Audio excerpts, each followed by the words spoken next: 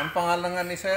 Peter po. Sir Peter Davao. Oh, yan ang taga-testimony ng diabetic patient, taga Magsaysay. So, ito yung mga product na kinuha 3 nila. times a day na yan, sir, nag-insulin siya. Oh, naga 3 times a day siya.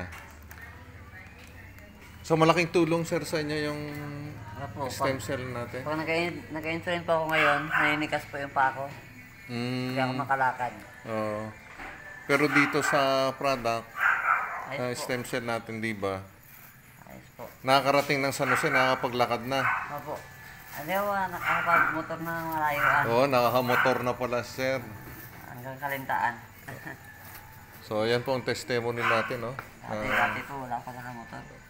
So, yung mga may naramdaman yung pagtaas ng blood sugar na tumaas na, naging diabetic, itry nyo po ito. Diba, Secret International stem cell natin, diba? So, imumotor yan, pupunta pa from San Jose, Occidental Mindoro. Yan, dami. Ate Ma'am Peli, ito na yung product mo na 4 na boxes. So, encode ka as silver. May mga questions pa na o data na dapat mong answeran doon. Tapos, isa-send ko na lang sa'yo to sa kung anong meron dyan sa na courier dito sa San Jose. Kung walang RBC, hanap akong DHL.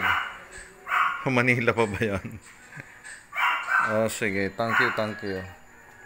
Yung pag-take naman ito, empty stomach, sa umaga, pag may sakit, ay pwedeng umaga, gabi, o kaya umaga, tanghali, gabi, pag matindi ang sakit.